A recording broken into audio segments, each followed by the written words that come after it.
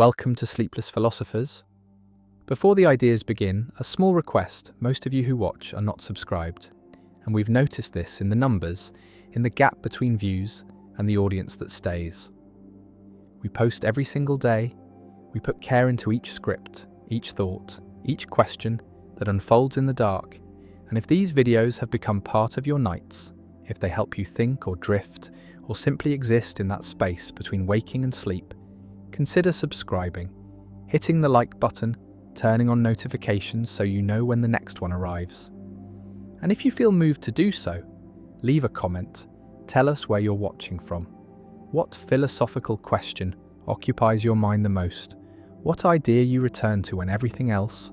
falls away? These small gestures matter more than you might think. They allow this work to continue. They allow these ideas to reach others like you, scattered across the world, awake in the quiet hours. Now the introduction ends and the philosophy begins. Knowledge of death's timing changes everything, converts the abstract certainty into concrete countdown, transforms mortality from philosophical concept into calendar date, into the number of days remaining, into the tangible approaching of an endpoint that was always coming but was kept safely distant by uncertainty, by the not knowing that allowed life to proceed as if time were infinite, as if tomorrow were guaranteed, as if the future extended indefinitely, even though reason knows it does not, knows it cannot, knows that death is certain and that the certainty will arrive, but the arriving felt distant, felt abstract, felt like something that happens eventually, but not yet, not soon, not on a specific date that can be marked on calendars, that can be counted down to, that can be known in advance with accuracy that is not perfect but is close enough, is 96%, is the probability that the algorithm assigns after analysing the data, after processing the medical records, the genetic information, the lifestyle factors, the environmental exposures, the family history, the biomarkers, the patterns that correlate with longevity, with disease, with the failures that lead to death, and the failures are predictable, are following patterns that machine learning can detect, can model, can use to generate predictions that are accurate enough to be actionable, to be used by insurance companies, by employers, by governments, by anyone who has access to the data and the algorithms. And the access is spreading, is becoming easier, is approaching the point where anyone can know their death date, can receive the prediction, can see the number, can confront the countdown.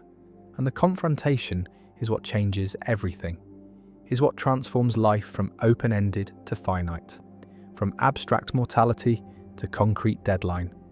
from the someday of death to the specific day, the specific year, the specific age at which the algorithm predicts the ending will come.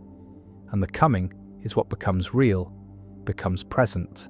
becomes the fact that shapes every decision, every plan, every moment, because the moments are numbered, are limited, are approaching zero, and the zero is known, is visible, is the date that appears on the screen after the algorithm processes the data, after the calculation completes, after the probability is assigned, and the probability is high, is 96%, is accurate enough that insurance companies are using it, are adjusting premiums based on predicted death dates, are denying coverage to those whose dates are too near, are charging more to those whose dates reveal risk, reveal vulnerability, reveal the likelihood of claims, and the claims are what matter to insurers, are what drive the calculations, are what make death dates valuable information, are what justify the investment in algorithms, in data processing, in the machine learning systems that can predict mortality with accuracy that exceeds human intuition, that surpasses clinical judgment. That is better than what doctors can do, what actuaries can estimate, what anyone could know before the algorithms existed, and the existence is recent, is new, is the result of advances in computing, in data collection, in the availability of medical records, genetic sequences, lifestyle data, all the information that used to be scattered, that used to be private, that used to be inaccessible, but is now consolidated, is now analysed, is now feeding the algorithms that predict death dates. And the predictions are accurate, are reliable, are being used, are shaping decisions, are affecting lives, are creating the knowledge that was not available before, that humans did not have before, that changes what it means to be mortal, because mortality was always certain but was never scheduled, was never assigned a date, was never made concrete in the way that the algorithm makes it concrete, makes it specific, makes it countable. And the counting is what humans are doing, are responding to, are organising their lives around. Once they know, once they receive the prediction, once they see the date, and the seeing changes everything, makes priorities shift, makes some things urgent and other things irrelevant, makes the future feel different, feel shorter, feel like it is running out. And the running out is literal, is measurable, is the countdown that starts the moment the date is known, the moment the algorithm delivers its prediction. And the prediction is usually not exact, is usually a range, is usually giving a year rather than a day, but the year is specific enough, is concrete enough, is making death real in a way it was not real before. And the reality is what some cannot bear, is what drives some to ignore the prediction, to refuse the knowledge, to not ask for the date, to not run the algorithm, to maintain the uncertainty that allows life to feel open-ended, that allows the illusion of infinite time. And the illusion is functional, is protective, is what most humans need in order to function, in order to plan, in order to invest in futures that might not arrive. And the arrival is what the algorithm predicts, is what it calculates, is what it makes known. And the known is both liberation and burden, is both the gift of clarity and the curse of certainty, because certainty about death is not like certainty about other things, is not providing comfort, is not making life easier, is making life harder, is making every moment weighted, is making every choice consequential, is creating the pressure of the countdown, of the limited time, of the approaching zero. And the zero is death, is the end point, is the date that the algorithm predicts. And the prediction is accurate, is reliable, is being used, is shaping how people live. Once they know, once they receive the information, once they confront the countdown. And the confrontation is what matters, is what the algorithm creates, is the transformation of abstract mortality into concrete deadline. And the deadline is what changes behaviour, is what makes some people quit their jobs, leave their marriages, pursue dreams they had deferred, make radical changes in the hope that the changes will alter the prediction, will push the date further away, will buy more time. And the time is what everyone wants, is what the algorithm quantifies, is what becomes precious once it is known to be limited. Once the limit is visible, once the countdown begins, and the beginning is the moment of knowing, is the moment the prediction is delivered, is the moment the algorithm completes its calculation and displays the date. And the date is sometimes soon, is sometimes far, is sometimes already past, and the past is the strangest case, is the situation where the algorithm predicts a death date that has already occurred, that has already passed, and the passing means the prediction was wrong, means the person has outlived their calculated mortality,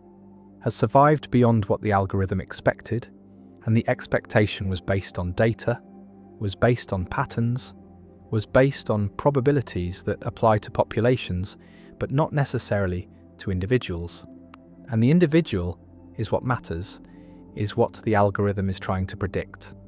But individuals vary, individuals are unique, individuals do not always follow the patterns, and the patterns are statistical, are probabilistic, are accurate for groups, but not always for persons. And persons are what the algorithm is being applied to, is being used on, is generating predictions for, and the predictions are mostly accurate, are right 96% of the time, but the 4% is significant, is the margin where the algorithm fails, where the prediction is wrong, where people die earlier than predicted or survive longer than predicted, and the longer is what some experience, is what creates the strange situation of living past one's predicted death date, of waking up on the day after the day that was supposed to be the last day. And the last day was not the last, was not the ending, was just another day. And the day after is another day. And the days continue, and the continuation is confusing, is disorienting, is raising questions about what the prediction meant, about whether it was wrong, about whether the algorithm failed, or whether something changed, whether the person's condition improved, whether the factors that were feeding the prediction shifted, and the shifting is possible, is part of what makes the predictions not fixed, not absolute, not carved in stone, but calculated from data that is current at the moment of calculation, but that changes, that evolves, that reflects conditions that can improve or deteriorate. And the improvement is what some people achieve, is what some people work toward, is the reason some people change their lifestyles. After receiving the prediction, after seeing the date, after confronting the countdown. And the countdown motivates, creates urgency, creates the pressure to change, to improve, to extend the time, to push the date further away. And the pushing is sometimes successful, is sometimes resulting in new predictions, in updated calculations, in revised death dates that are later than the original dates. And the later is what everyone wants, is what the changes are aiming for, is what makes people exercise, eat differently, reduce stress, stop smoking, address conditions that were being ignored, take medications that were being skipped, make appointments that were being postponed, all in the hope that the algorithm will notice, will incorporate the changes, will recalculate, will generate a new prediction with a later date. And the later is what some people achieve, is what some people see when they run the algorithm again, when they check the prediction, when they look for evidence that their efforts have mattered, have changed the trajectory, have bought time. And the time is what matters, is what the algorithm quantifies, is what becomes visible through the prediction. And the prediction is not destiny, is not fate, is not fixed, is probability, is likelihood, is the best estimate based on data. But estimates can be wrong. Data can change, probabilities can shift, and the shifting is what makes the algorithm dynamic, makes the predictions update, makes the death dates change, sometimes moving closer, sometimes moving further, sometimes disappearing entirely when new data arrives, when conditions improve, when the patterns that were predicting early death are disrupted by interventions, by treatments, by changes that alter the trajectory. And the trajectory is what the algorithm models, is what it calculates, is what it uses to predict the future. And the future is uncertain, is probabilistic, is not determined, but is shaped by choices, by circumstances, by the countless factors that influence health, that affect longevity, that determine when death arrives. And the arriving is what the algorithm predicts, is what it calculates with 96% accuracy. But the accuracy is for populations, is statistical, is not guaranteed for individuals. And individuals are what matter, are who receive the predictions, are who live with the knowledge, are who face the countdown. And the countdown is real, is concrete, is making mortality tangible in a way it never was before. And the before was uncertainty, was the not knowing that allowed life to feel open-ended, that allowed plans to extend indefinitely, that allowed the future to seem guaranteed even though it was not, even though death was always certain, always approaching, always inevitable. And the inevitable is what the algorithm makes visible, makes specific, makes countable. And the counting is what changes everything, is what transforms life. Once the date is known, once the prediction is received, once the algorithm delivers its calculation, and the calculation is accurate, is reliable, is being used, is shaping insurance, shaping employment, shaping medical care, shaping decisions about treatment, about intervention, about whether to invest in extending life, when the extension is predicted to be brief, when the algorithm says the time is short, when the date is near, and the near is what matters, is what determines coverage, determines access, determines whether resources are allocated, whether treatments are approved, whether hope is offered or withheld. And the withholding is what some fear, is what the algorithm enables, is the denial of care based on predicted death dates, based on the calculation that says the investment is not worth it, that the time remaining is too brief, that the return is insufficient, and the return is measured in life years, in quality-adjusted survival,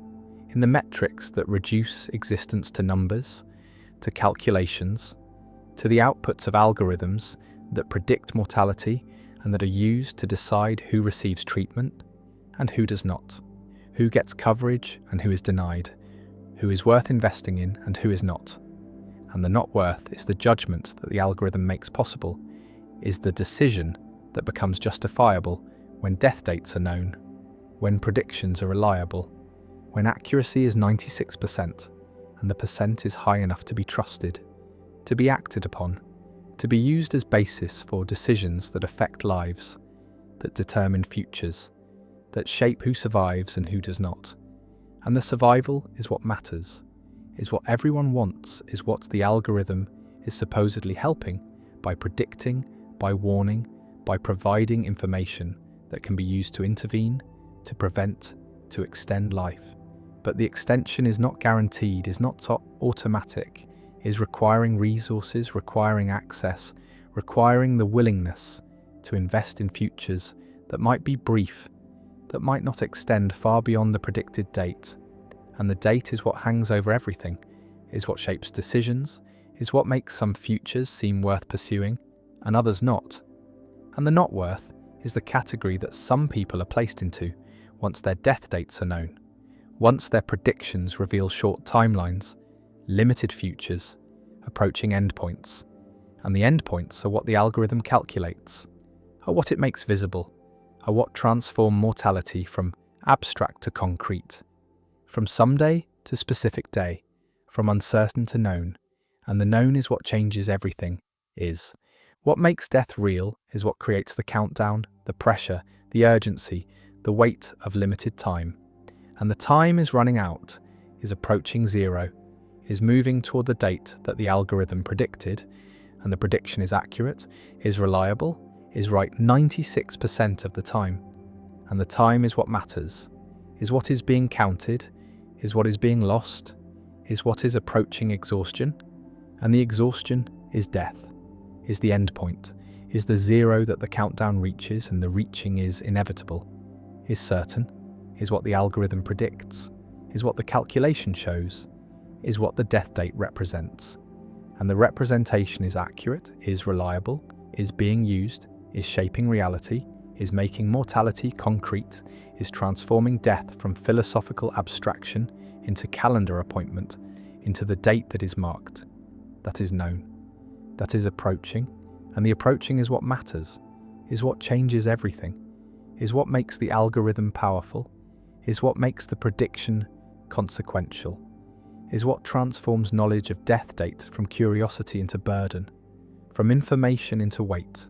from prediction into reality. And the reality is that death is approaching, is scheduled, is calculated, is known. And the knowing changes everything, makes every moment count, makes every decision matter, makes life feel urgent, finite, precious, limited. And the limited is what the algorithm reveals,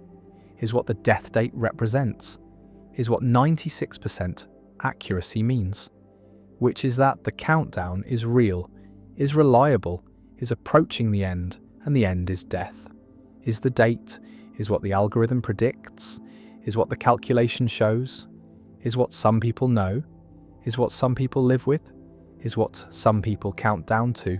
And the counting is real, is happening, is making mortality concrete, is transforming death from abstraction to appointment, from someday to specific day, from uncertain to known.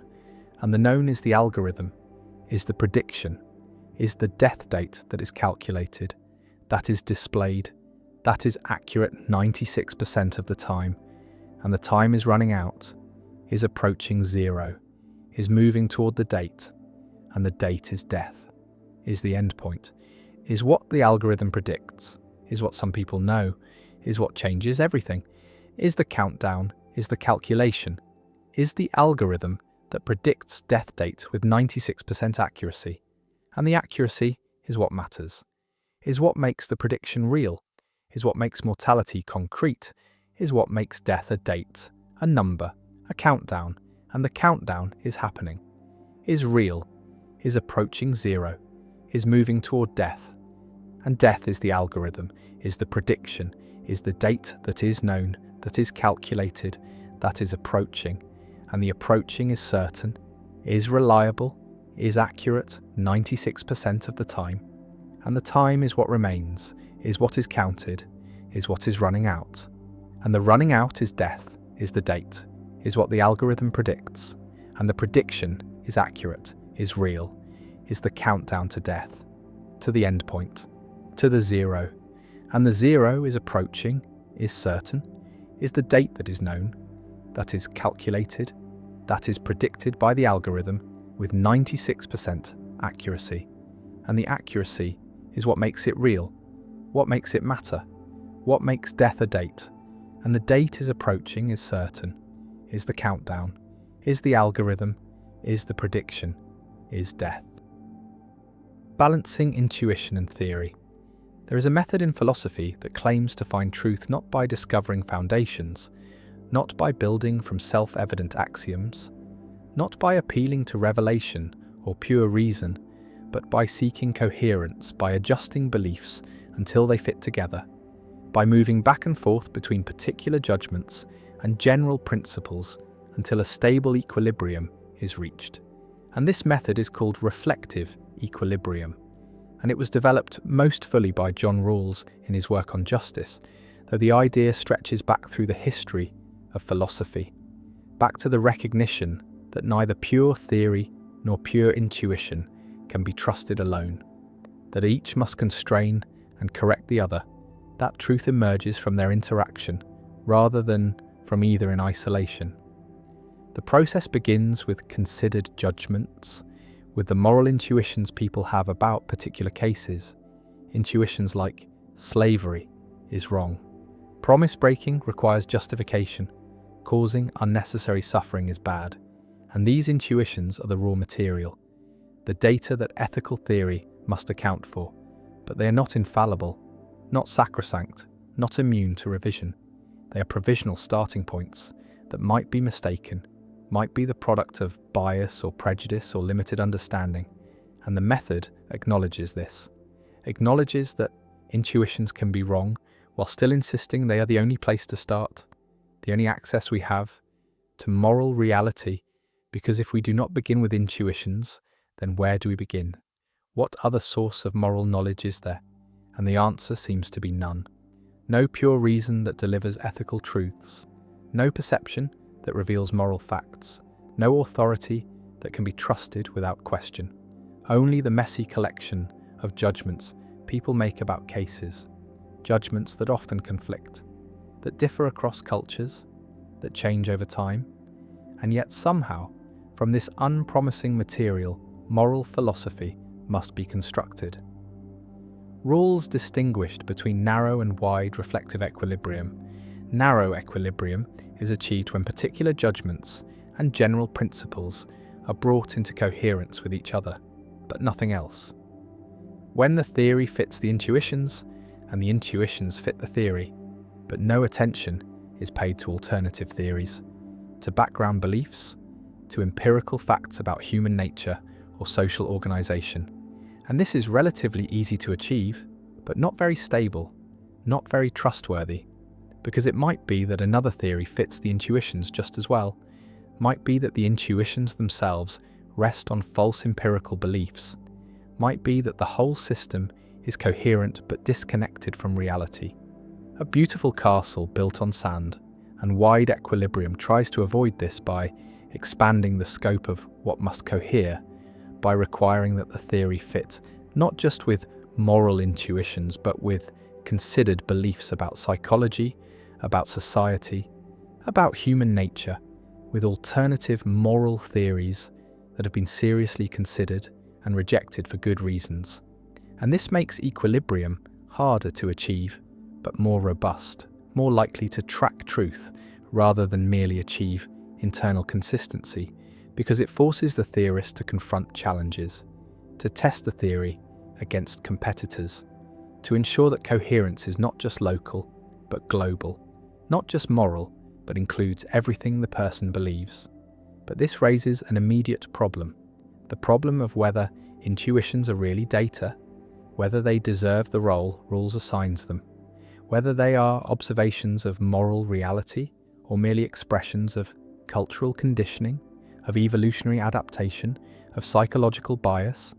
And if intuitions are not perceptions of moral facts, but products of contingent causal processes, then why should they constrain theory at all? Why not just construct moral theory from scratch using pure reason,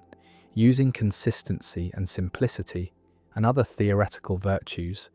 and let the intuitions fall where they may? And some philosophers have argued exactly this, have argued that intuitions are unreliable, that they differ too much across individuals and cultures to be evidence, that they are shaped by factors that have nothing to do with truth, by emotion and self-interest and social pressure. And if this is right, then reflective equilibrium is not a method for discovering moral truth, but for rationalizing prejudice, for systematizing whatever intuitions one happens to have, for building coherent theories that reflect nothing more than the contingent moral psychology of the theorist. Rawls was aware of this objection. He restricted the relevant intuitions to considered judgments made under favourable conditions, when the person is calm and informed and has no personal stake in the outcome, when they are not distracted by irrelevant factors, when they have thought carefully about the case. And this restriction is supposed to filter out the unreliable intuitions, the ones produced by bias or emotion or confusion, and leave only the reliable ones, the ones that are genuinely responsive to moral reality. But critics ask how we know which intuitions are made under favourable conditions, how we distinguish the reliable from the unreliable without already having a moral theory. And if we need a theory to identify good intuitions, then we cannot use intuitions to build the theory. We are reasoning in a circle, using theory to select data and data to support theory. And this circularity seems vicious, seems to undermine the entire method, because it means we can get any result we want just by choosing the right intuitions, by labeling the intuitions that fit our preferred theory as considered judgments and dismissing the rest as unreliable. And there is no independent check, no way to break into the circle from outside, no neutral standpoint from which to evaluate whether the equilibrium reached tracks truth or merely reflects the prejudices we started with.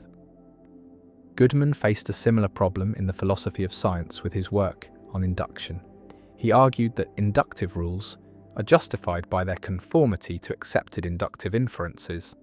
and accepted inferences are justified by their conformity to rules. And this seems circular in the same way, seems to justify induction by appeal to induction. But Goodman argued the circularity was not vicious but virtuous, that this is how justification works, not by reduction to foundations but by mutual support, by coherence among elements, none of which are independently justified, but which together form a stable system.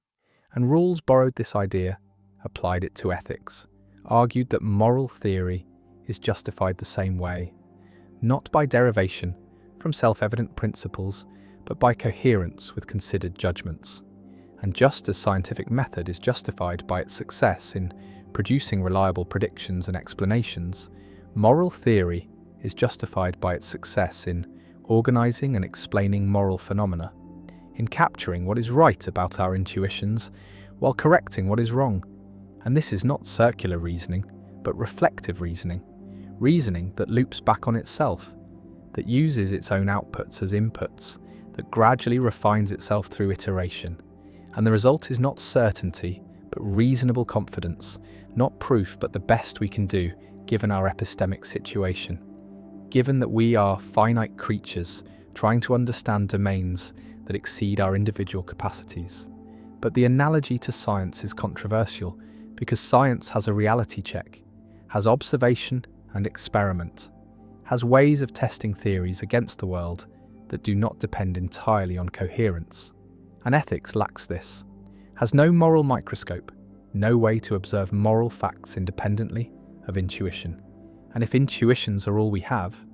then coherence among them is just coherence among beliefs, is not evidence of truth, but only evidence of consistency. And many philosophers have argued that this is not enough, that ethics needs something more than reflective equilibrium, needs some external constraint, some connection to reality that goes beyond mere coherence. And this is where moral realism enters. The view that there are objective moral facts independent of human belief, facts that make moral judgments true or false. And the realist thinks reflective equilibrium might accidentally hit on truth, but cannot guarantee it, cannot ensure that the equilibrium reached corresponds to reality rather than just organizing our prejudices into a coherent system, while the anti-realist thinks there are no moral facts, that all ethics can do is organize intuitions into coherent systems, and reflective equilibrium is the best method available because it is the only method available, because there is nothing beyond coherence to aim for. Singer challenges reflective equilibrium from a different angle. He argues that many widely shared intuitions are simply wrong, are products of speciesism or other biases, and that a good moral theory should reject these intuitions rather than accommodate them, should revise our judgments radically rather than merely refining them. And if Singer is right, then reflective equilibrium is too conservative, too wedded to existing intuitions, too reluctant to overturn established moral beliefs. And the method will never lead to radical moral progress, will never challenge deeply held prejudices, will only produce theories that ratify the status quo with minor modifications.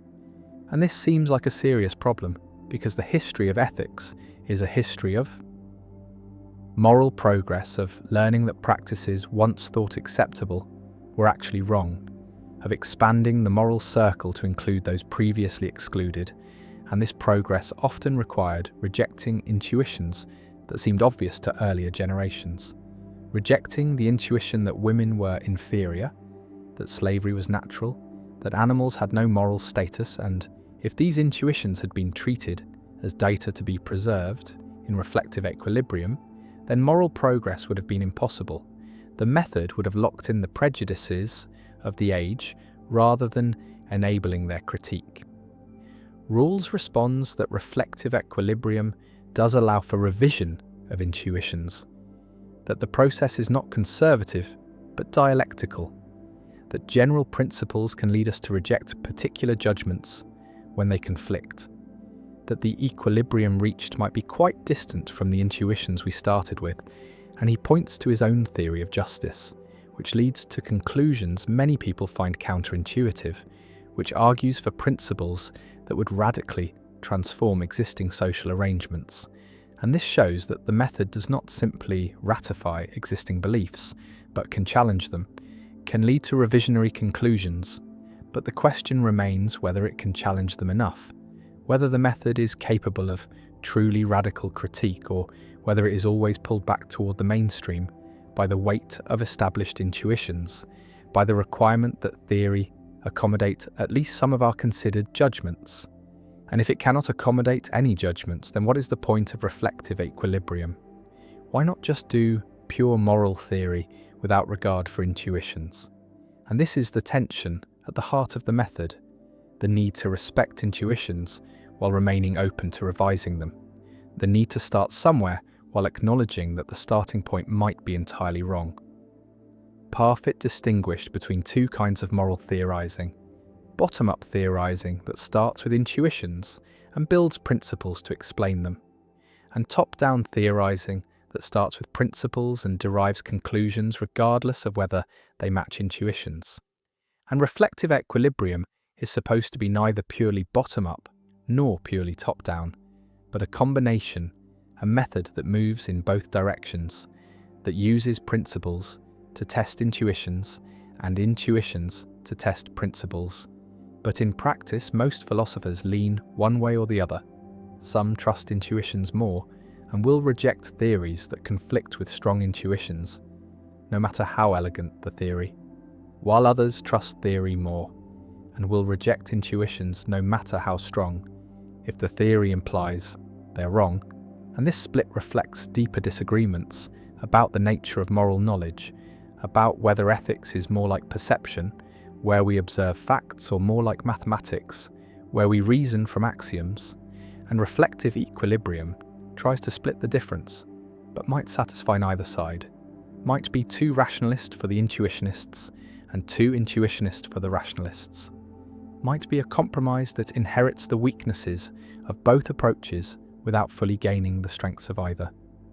The theory-ladenness of observation is a problem in science, and an even bigger problem in ethics, because intuitions are not neutral observations, but are shaped by the theories we already hold, by the concepts we use, by the categories we think in. And this means that intuitions cannot serve as independent checks on theory, because they are already contaminated by theory, are already expressions of theoretical commitments rather than raw data. And when we achieve reflective equilibrium between intuitions and theory, we might just be finding coherence between a theory and the intuitions that theory itself generated. We are making the theory consistent with its own implications rather than with independent reality.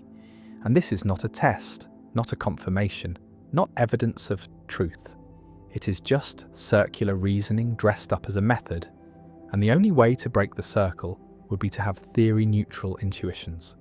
intuitions that are not shaped by any theoretical commitments. But such intuitions might not exist, might be impossible,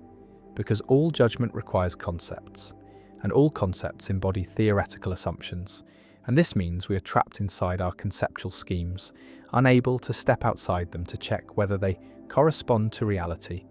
unable to do anything but reorganize them into more or less coherent patterns.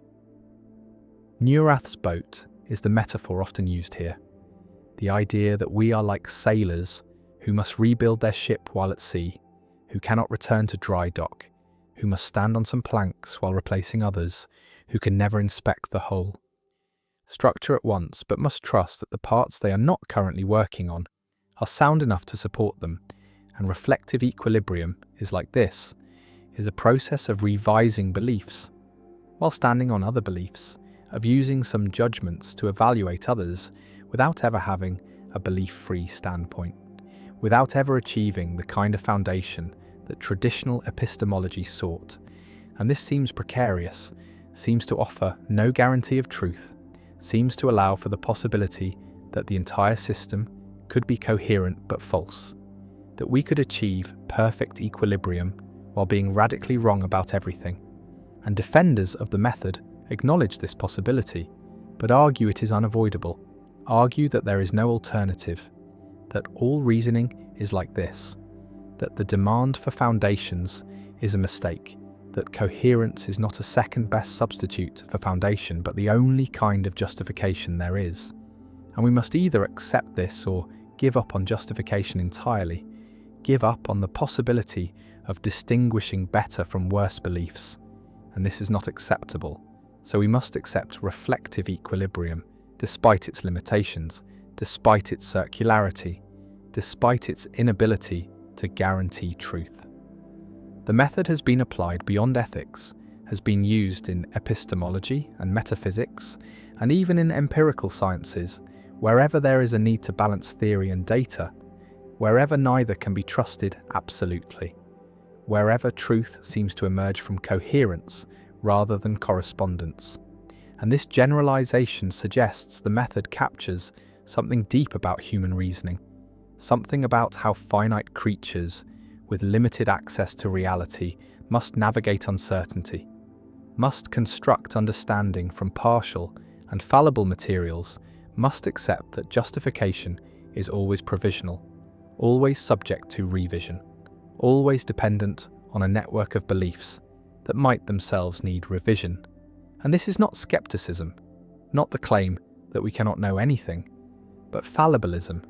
the claim that we can know things but cannot know them with certainty, cannot eliminate the possibility of error,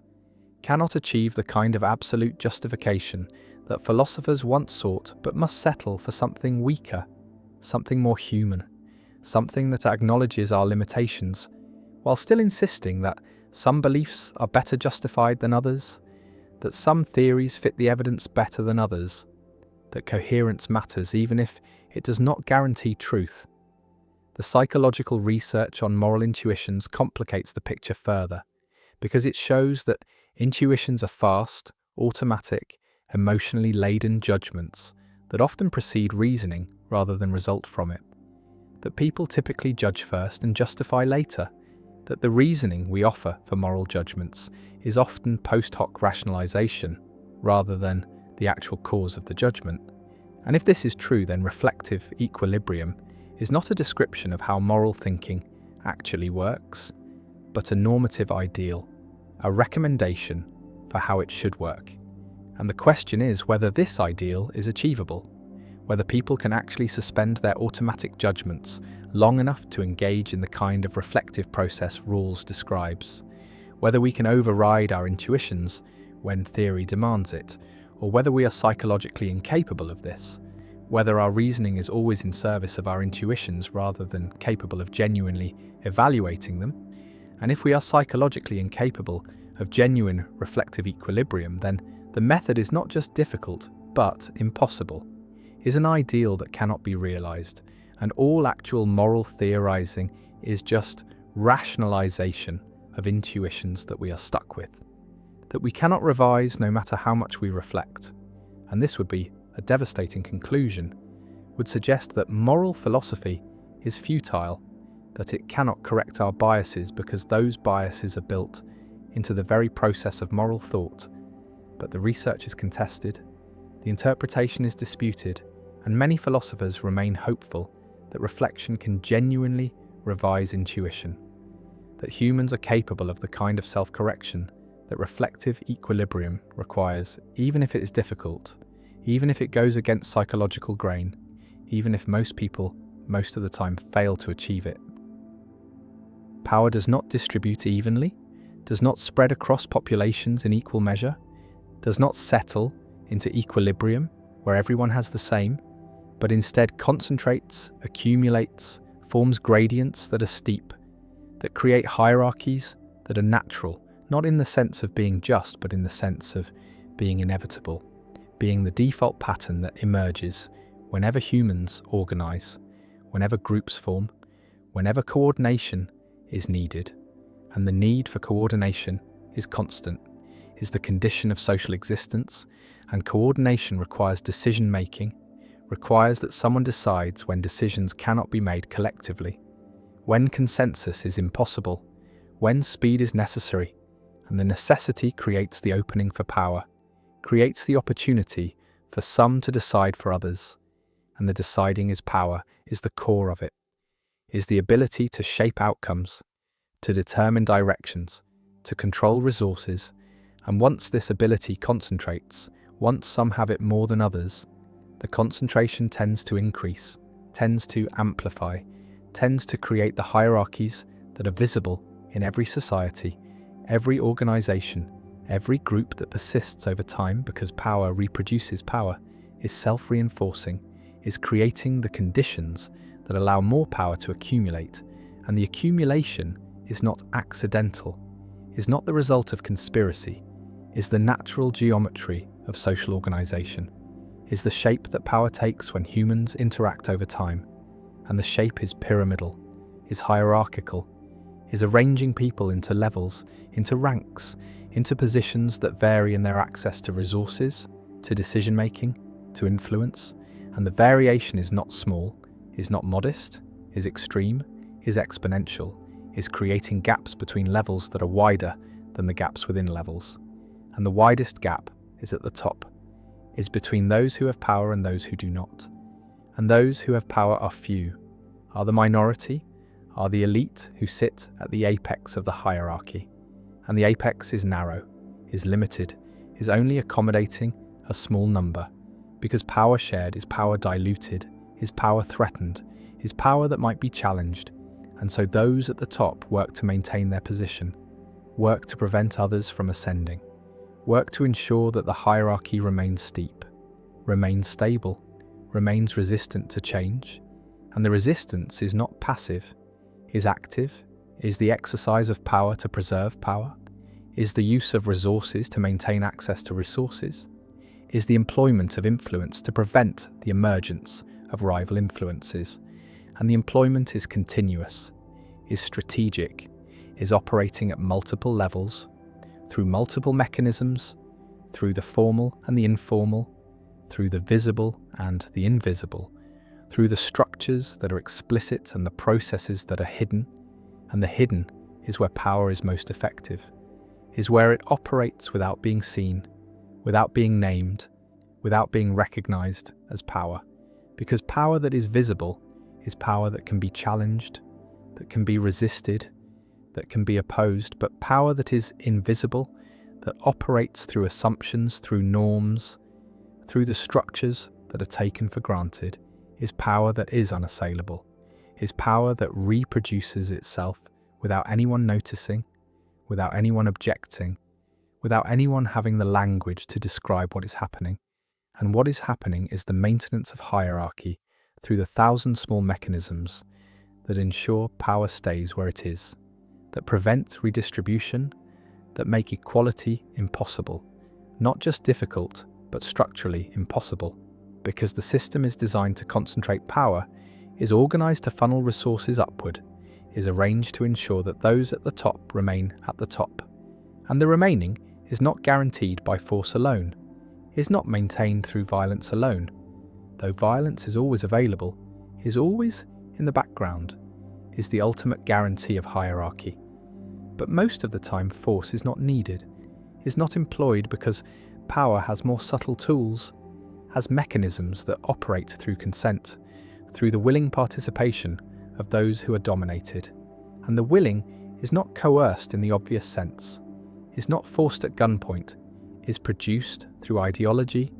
through the stories that are told about why hierarchy is natural, is necessary, is beneficial. And the beneficial is what those at the top claim, is what they teach, is what they convince others to believe. That hierarchy serves everyone, that power at the top creates order that protects those below, that inequality is the price of stability, of prosperity, of progress, and progress is the mythology that justifies hierarchy, that makes inequality seem temporary, that makes power seem earned, that makes the concentration seem like the result of merit rather than of position. And position is what matters, is what determines outcomes, is what makes some people powerful and others powerless. But the position is inherited, is transmitted, is maintained across generations through the mechanisms that convert power into wealth and wealth into power. And the conversion is seamless, is automatic, is the way that hierarchy perpetuates itself, that ensures that the children of the powerful are powerful, that the descendants of the elite remain elite, that the system reproduces itself. And the reproduction is not perfect, is not total. There is some mobility, some movement between levels, some stories of ascent that serve to legitimate the system, that create the illusion of meritocracy, that make it seem as though anyone can rise, but the rising is rare, is exceptional, is the exception that proves the rule. And the rule is that power stays where it is, that hierarchy is stable, that the geometry is fixed, and the fixing is not natural in the sense of being inevitable by physics, but is natural in the sense of emerging from the logic of organization, from the mathematics of networks, from the dynamics of accumulation, because power is not zero-sum in the short term, can grow, can expand, can create more power, but in the long term, in the context of limited resources, of finite opportunities, of scarce positions, power is rivalrous, is competed for, is gained by some at the expense of others. And the gaining is easier for those who already have power, is easier from positions of advantage, is following the principle that Matthew identified, that to those who have more will be given, and from those who have little, even what they have will be taken, and the taking is not theft, is not crime, is the normal operation of systems that concentrate power, that funnel resources upward, that ensure that advantage compounds, that success breeds success, that power accumulates and the accumulation is exponential, is accelerating, is creating gaps that widen over time, that make the top more distant from the bottom, that make mobility less possible, that make hierarchy more rigid, more entrenched, more resistant to change. And the resistance is structural, is built into the geometry, is not requiring conspiracy, not requiring explicit coordination, is just the natural result of power protecting itself, of those at the top using their position to maintain their position. And the maintenance is not cynical, is not experienced as exploitation, is justified through ideologies that explain why hierarchy is good, why power deserves to be concentrated, why inequality is natural. And natural is the word that does the work, is the justification, is the claim that hierarchy is not created by humans, but is discovered in nature, is visible in animals, in the dominance hierarchies that primates form, that wolves form, that even chickens form, and the forming is instinctive, is biological, is the way that evolution has shaped social species. And if it is natural, then it is not unjust, is not wrong, is simply the way things are, and the way things are is the most powerful justification, is the argument that requires no argument, is the appeal to inevitability, to necessity, to the claim that hierarchy cannot be otherwise. And the cannot is false, is ideological, is the masking of choice as fate, is the presentation of arrangement as nature. Because hierarchies are arrangements, are geometries that are created, that are maintained, that are enforced, and the enforcement is continuous,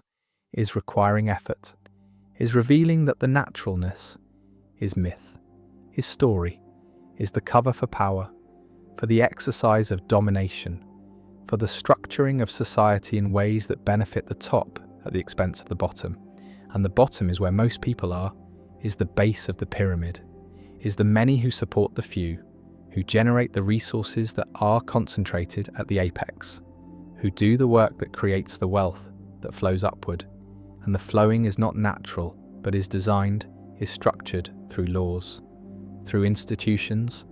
through the mechanisms that extract value from the many and deliver it to the few. And the delivery is called profit, is called return, is called the reward for capital, for ownership, for the position of controlling resources. And control is power, is the core of it, is the ability to decide how resources are used, who benefits, who is excluded, and the exclusion is the mechanism, is how hierarchy maintains itself, is how power reproduces power, because access is limited, is restricted, is controlled by those who already have access.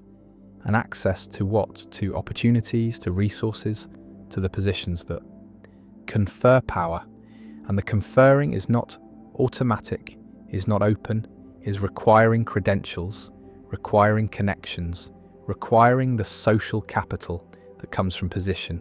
And position is inherited, is transmitted, is the thing that makes hierarchy stable, that prevents mobility, that ensures that the geometry remains fixed. And the fixed is what those at the top want, is what they work to maintain, is what they defend through the mechanisms that are both overt and covert, that operate through law and through culture, through institutions and through norms, through the structures that are formal and the processes that are informal.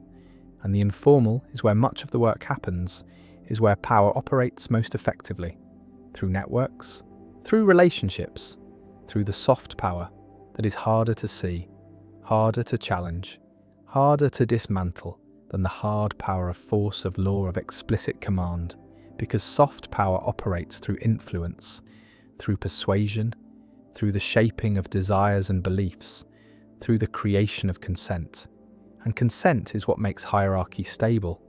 is what allows domination without constant coercion, is what Gramsci called hegemony, is the condition where the dominated accept their domination, where the powerless believe in the legitimacy of power, where the hierarchy seems natural, seems right, seems like the way things should be, and the should is the achievement, is the conversion of power into authority, of domination into legitimacy, of hierarchy into order. And order is what power promises, is what it delivers, is the stability that comes from everyone knowing their place, accepting their rank, performing their role, and the performing is not resisted because resistance seems pointless, seems impossible, seems like challenging nature itself, and nature is the mask, is the story, is the ideology that makes power invisible, that makes hierarchy seem inevitable, that makes inequality seem like the necessary cost of civilization. And civilization is the achievement of hierarchy, is the organization of humans into structures that are complex, that are specialized, that are requiring coordination. And coordination is impossible without power, without hierarchy, without someone deciding, someone directing, someone controlling. And the controlling is concentrated, is centralized, is accumulating at the top. And the top is where decisions are made, where resources are allocated, where the direction is set. And the setting is not democratic, is not collective, is not reflecting the will of the many, but is reflecting the interests of the few, of those who have power, of those who sit at the apex. And the apex is maintained through the geometry, through the structure that ensures power flows upward, that resources concentrate, that advantage compounds. And the compounding is what makes hierarchy self-perpetuating, is what makes power stable, is what prevents the redistribution that would create equality. And equality is unstable, is impossible to maintain, is the condition that immediately begins to dissolve once it is achieved. Because humans are not equal in ability, in effort, in ambition. And these differences, even small differences, compound over time, create advantages, create positions, create the beginnings of hierarchy. And once hierarchy begins, it accelerates, it amplifies, it creates the geometry that is inevitable. That is natural, not because it is good, but because it is the pattern that emerges from the mathematics of accumulation, from the logic of networks, from the dynamics of power. And power, seeks to grow, seeks to concentrate. And the concentration is resisted, is challenged, is fought against by those who are excluded, by those who are dominated, by those who suffer under hierarchy. But the resistance is difficult, is requiring coordination, is requiring resources, is requiring power. And power is what the powerless lack, is what they're excluded from, is what makes resistance so difficult, so costly,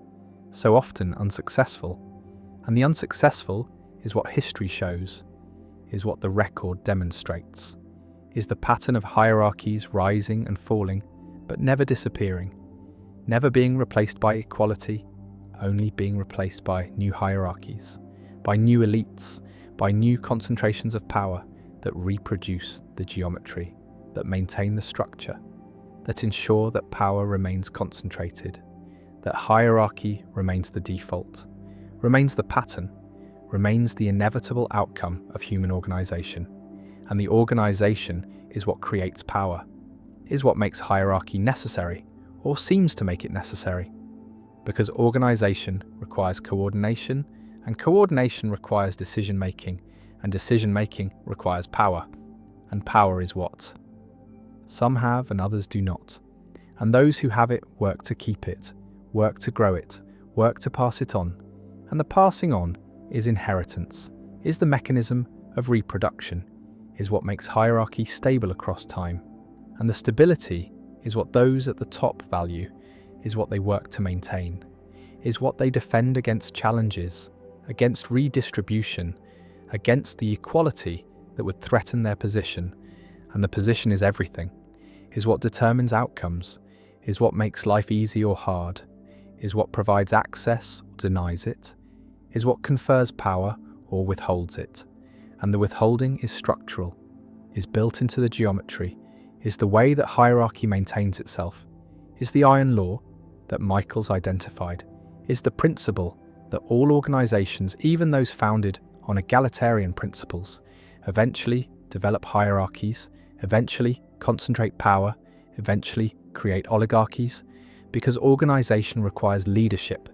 and leadership becomes power, and power becomes self-perpetuating,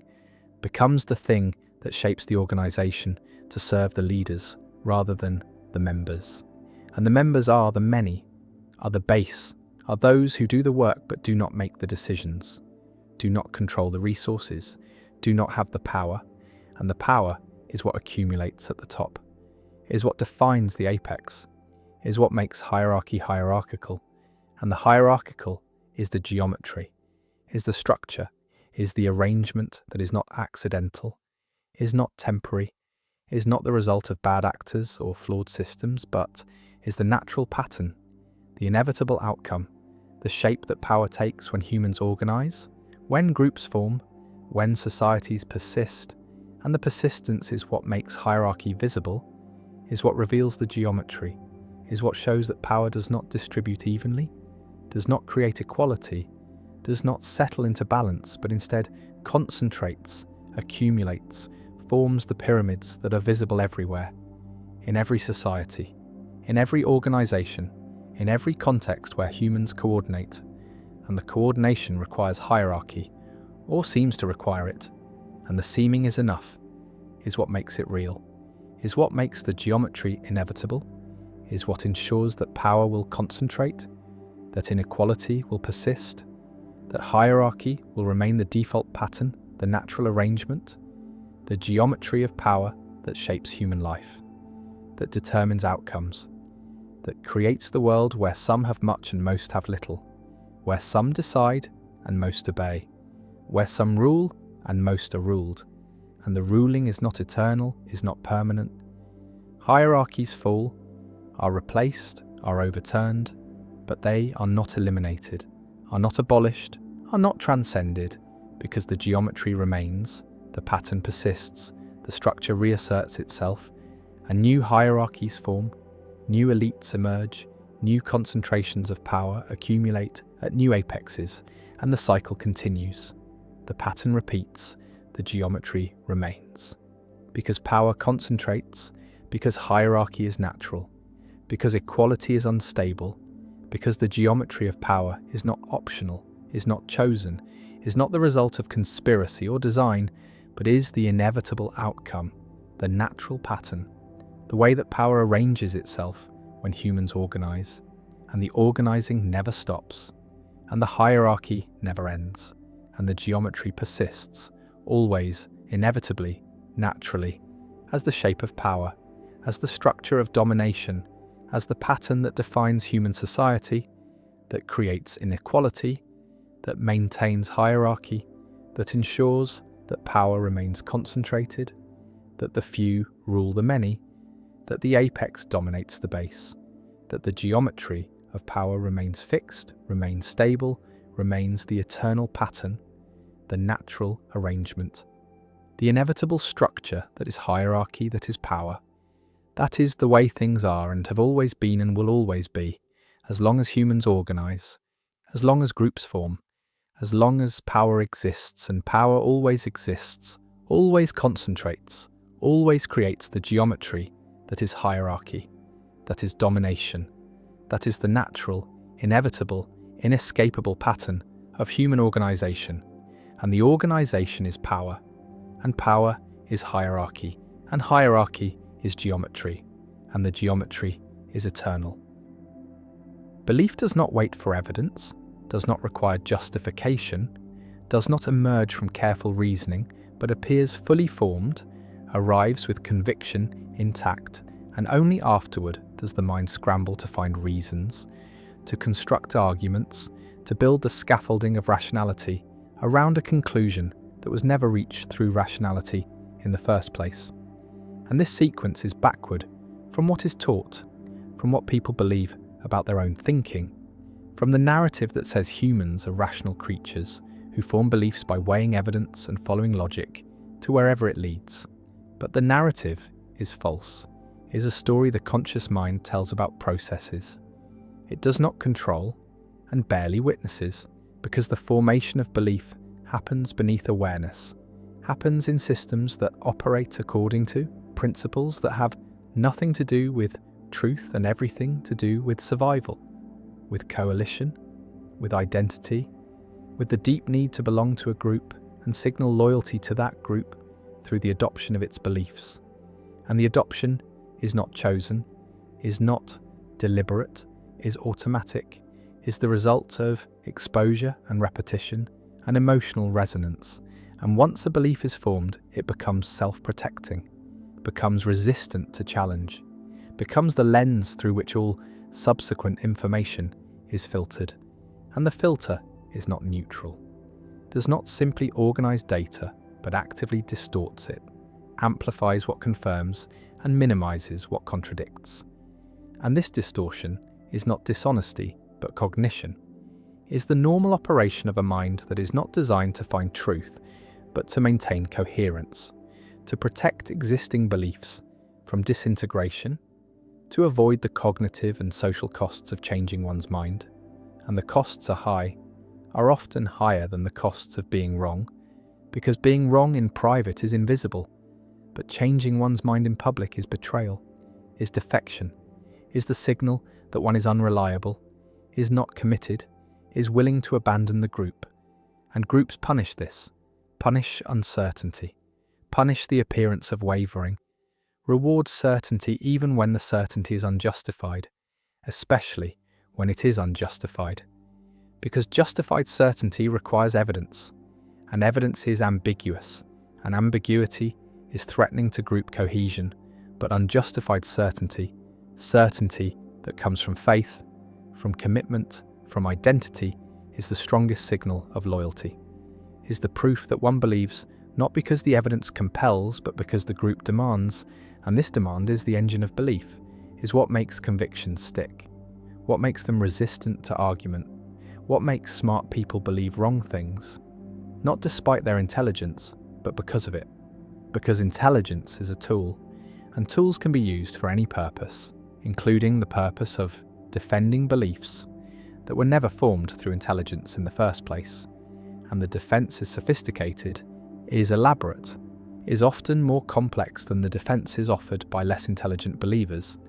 because the intelligent mind has more resources, more information, more ability to construct rationalizations that sound convincing, that appear logical, that give the impression of having been arrived at through careful thought when really they are working backward from a conclusion that was never in question. And the conclusion was never in question because it was not a conclusion but a premise, was not the end of reasoning but the beginning, was the starting point that determined which evidence would be noticed, which arguments would be persuasive, which authorities would be trusted. And trust is not distributed evenly across all sources, but is allocated according to alignment, according to whether the source supports the belief or challenges it. And sources that support are credible, are reliable, are worth listening to, while sources that challenge are biased, are corrupt, are motivated by hidden agendas. And this asymmetry is not recognized by the believer, is not seen as bias but as discernment, as the ability to distinguish good information from bad. And the distinguishing is easy because good information is information that confirms, and bad information is information that contradicts. And this is motivated reasoning, is the process by which the mind arrives at the conclusions it wants to arrive at while maintaining the illusion of objectivity, the sense that the conclusion was forced by evidence rather than selected in advance, and the illusion is convincing, is believed by the person doing the reasoning, is not cynical manipulation, but sincere self-deception, is the mind fooling itself, because being fooled is useful, is adaptive, is what allows people to hold beliefs with confidence, even when the beliefs are unsupported, and confidence is what matters socially, is what others respond to, is what makes a belief persuasive, not because it's true, but because it's held strongly, and strength of conviction is mistaken for strength of evidence, is treated as signal that the believer knows something, has access to information, has done the thinking, when really the strength comes from identity, from the fact that the belief is tied to who the person is, to what group they belong to what side they are on. And sides are not chosen through reasoning, are chosen through affiliation, through accidents of birth and circumstance, through exposure to certain narratives at formative moments. And once the side is chosen, the beliefs come with it, come as package, come as the price of membership. And the price is paid gladly, because membership is worth more than truth, is worth more than accuracy, is the thing that makes life meaningful, that provides identity, that offers protection. And protection requires conformity, requires that everyone in the group believes the same things, or at least claims to believe them. And the claiming becomes believing through repetition, through public commitment, through the performance of belief that eventually converts into genuine conviction. And the conversion happens without awareness, happens gradually, happens through the mechanism that psychologists call cognitive dissonance reduction, where the mind alters beliefs to match behavior because behavior is harder to change, is more visible, is more socially consequential, and so the internal adjusts to match the external, and what was performed becomes believed, and what was believed becomes identity. And identity is the deepest level, is the level at which challenge feels like attack, like assault on the self, and the self defends, mobilizes resources, recruits intelligence in service of protection, and intelligence is effective, is dangerous in this role, because it can construct arguments that are superficially compelling, that exploit real ambiguities in evidence, that find the weak points in opposing positions. And these arguments are not offered in search of truth, but in defense of identity. Are weapons, not tools, are designed to win, not to discover, and winning means making the other side look wrong, look foolish, look motivated by bias. And the accusation of bias is always available, is always applicable, because everyone is biased, everyone is motivated, everyone is reasoning from premises they did not choose and cannot justify except by appeal to other premises they also did not choose. And so the accusations are symmetrical, are hurled back and forth without resolution, without movement, without any possibility of convergence, because convergence would require both sides to treat truth as the goal, to be willing to change their minds if evidence demanded it. But evidence never demands anything. Evidence is passive, is interpreted, is filtered through the beliefs that are already in place. And the beliefs that are already in place are determined by identity, by group membership, by tribal affiliation, and tribes do not care about truth except insofar as truth claims serve tribal interests, serve to distinguish us from them, serve to mark boundaries, to maintain cohesion, to provide narratives that explain why we are good and they are bad, why our beliefs are justified and theirs are delusions. And the asymmetry is total, is never recognized as asymmetry, but always experienced as accurate perception, as seeing clearly while others are blind, and the blindness is attributed to stupidity or dishonesty or indoctrination, never to the same mechanisms that are operating in oneself, because one's own beliefs are transparent, are not seen as beliefs but as obvious facts, as the way things are, and the way things are is not up for debate, is not subject to revision, is the foundation on which everything else is built, and challenging the foundation threatens the structure, threatens everything. And so the challenge is rejected, is deflected, is met with hostility or mockery, or the dismissal that treats the challenger as not worth engaging, as beneath consideration, as so obviously wrong that responding would be a waste of time. And the waste is avoided, the belief is preserved, the identity is protected, and life continues with certainty intact, with the conviction that one is right, has always been right, will always be right, because being right is not a state that can be verified, but is a state that is claimed, is performed, is the stance that the group requires and the individual provides. And the providing is not sacrifice, but fulfillment? Is not loss but gain? Is the way that belonging is achieved? Is the way that meaning is found? Is the way that the chaos of existence is organized into a coherent narrative where the self is on the right side, is part of the good, is aligned with truth, even if truth is never actually encountered, never actually sought, never actually valued except as a rhetorical weapon to use against opponents. And opponents are necessary, are required by the logic of tribal epistemology, are the ones whose wrongness confirms our rightness, whose existence justifies our beliefs, whose errors prove our accuracy, and the errors are easy to find, because looking for errors is what confirmation bias does, is the selective attention that notices everything that supports the belief and overlooks everything that contradicts it. And the overlooking is not deliberate, is not conscious suppression, but automatic filtering. Is the mind attending to what it expects, what it is primed to see? And the priming comes from belief, comes from the framework that determines what is salient, what is relevant, what is worth noticing,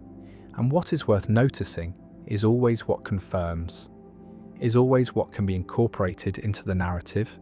and the narrative is not discovered but constructed, is built from selected pieces of evidence that are arranged to tell a story, and the story is always the same story, is always the one where we are right and they are wrong, where our beliefs are based on evidence and theirs are based on bias, where we are rational and they are emotional, where we are honest seekers of truth and they are motivated by power or fear, or some other corrupt motive, and the motives that are attributed to others are never attributed to the self, are never seen as operating in one's own reasoning, because one's own reasoning is transparent,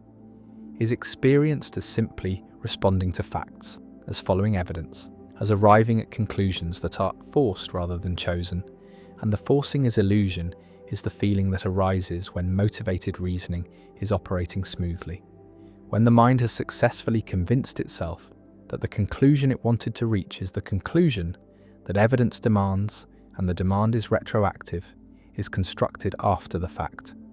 is the rationalization that makes the belief feel justified, that allows it to be held with confidence, that enables the believer to defend it against challenge and feel virtuous in the defending. And virtue is the reward, is what makes belief feel good, feel right, feel like something more than preference, and the more than preference is what gives belief its power, its capacity to motivate action, to organize communities, to inspire sacrifice, because preference can be changed, can be updated, can be revealed as merely subjective, but belief that is felt as knowledge, as truth, as correspondence to reality, is not subject to change, is not vulnerable to challenge, is the rock on which identity is built. And the rock is not geology but psychology, is not objective but constructed, is not discovered in the world but imposed on the world. And the imposition is what makes the world intelligible, what makes experience coherent, what prevents the vertigo of radical uncertainty. And uncertainty is intolerable, is the state that humans will do almost anything to avoid, will believe almost anything to escape. And the escape is into certainty, into conviction, into the feeling of knowing. And the feeling is what matters, is what provides comfort, is what makes belief functional regardless of whether it is true. And truth is a secondary concern, is something that is appealed to but not pursued, is a value that is claimed but not practiced, because practicing it would require epistemic humility, would require admitting that one could be wrong, that one's beliefs could be mistaken, that the group could be misguided, and these admissions are costly, are signals of weakness, are invitations for opponents to attack. An attack is what happens when certainty is dropped, when doubt is expressed, when the fortress of belief shows cracks and the cracks are not tolerated, are repaired immediately, are filled with rationalizations and justifications, and appeals to authority. And authority is not expertise but alignment, is not knowledge but membership, is the voice of the group speaking through individuals who have internalized its beliefs so thoroughly that they cannot distinguish their own thoughts from the thoughts they were given, and the giving is not noticed, is not experienced as indoctrination, but as education, as the transmission of knowledge, as the inheritance of wisdom. And wisdom is what every group claims to possess, is the special access to truth that justifies its existence, that explains why belonging matters, why loyalty is required, why defection is unforgivable, and the unforgivable is treated with expulsion, with shunning, with the withdrawal of recognition that makes social existence possible, and the possibility of this withdrawal is what keeps believers in line, keeps them performing the beliefs, even when doubt arises, even when evidence contradicts, even when the rational part of the mind recognizes that the belief is unsupported, because the rational part is weak, is outvoted by the social part, by the emotional part, by the parts that understand that survival depends on belonging, and belonging depends on belief.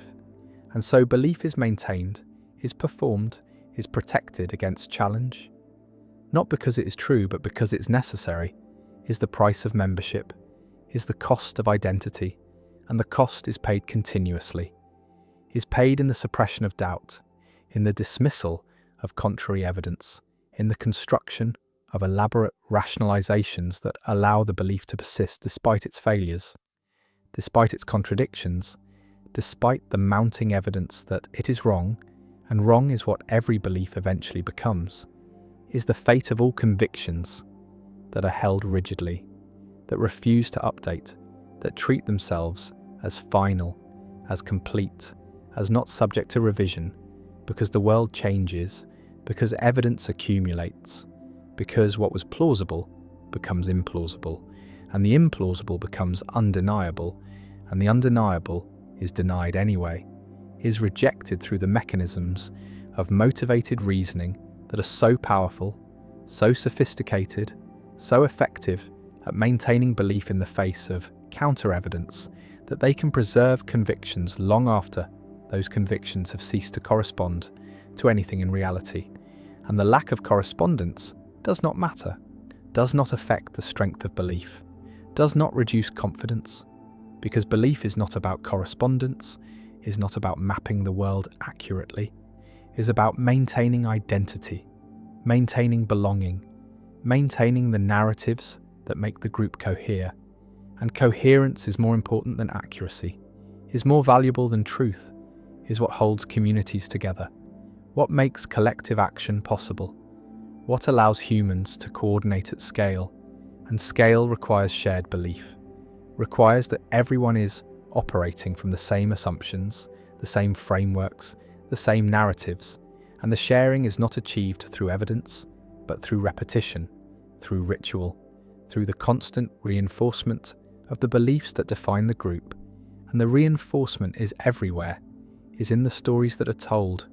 the heroes that are celebrated, the enemies that are vilified, the history that is remembered, and the history that is forgotten, and the remembering and forgetting are selective, are curated to support the narrative, to make the group look good, to make its beliefs seem justified, seem necessary, seem like the only reasonable position. And reasonableness is performance, is the appearance of having arrived at belief through rational process, when really the process is post hoc, is the construction of justification for conclusions that were reached through identity, through emotion, through the non-rational processes that govern most of human belief. And the most is almost all, is the vast majority of what people believe, is believed not because evidence compels, but because believing is required, is expected, is the condition of membership in the groups that provide meaning and purpose and protection. And without these groups, the individual is lost, is isolated, is without framework, without narrative, without the stories that make sense of suffering, that explain why things happen, that provide hope that the future will be better, or at least that the struggle is meaningful. And meaning is what belief provides, is the primary function, is more important than accuracy, more valuable than truth. Because humans can tolerate being wrong, but cannot tolerate meaninglessness, cannot survive without the sense that life is going somewhere, that actions matter, that the side they are on is the right side, and the right side is always the side they are on, is always the group they belong to, is determined by belonging rather than determining it. And this circularity is invisible, is not recognized as circularity, but experienced as logical necessity, as the way things obviously are. And the obvious is what is most suspect, is what most needs examination, is where belief is most rigid, most defended, most immune to challenge, because the obvious is the foundation, is the premise that cannot be questioned without everything else collapsing, and collapse is unacceptable, is the threat that keeps belief in place, that makes certainty feel like safety and doubt feel like danger, and so certainty wins, always. Wins not because it is right, but because it is functional, is what the mind needs to operate, to make decisions, to navigate the world, and navigation does not require truth, only requires consistency, requires beliefs that are stable enough to be acted upon. And stability is what identity provides, is what tribal epistemology achieves, is the freezing of belief into doctrine, into dogma, into the unquestionable truths that define the group and exclude the other. And exclusion is the point, is the function, is what makes identity possible. Because identity is not what you are, but what you're not, is defined by boundaries, by the line that separates us from them, believers from heretics, the enlightened from the deluded. And the delusion is always on the other side, is always what they suffer from, never what afflicts us, because we see clearly, we have truth, we are right, and the rightness is not a conclusion but a premise, is not the end of inquiry, but the foreclosing of inquiry, is the state that belief aims for and maintains through every mechanism available,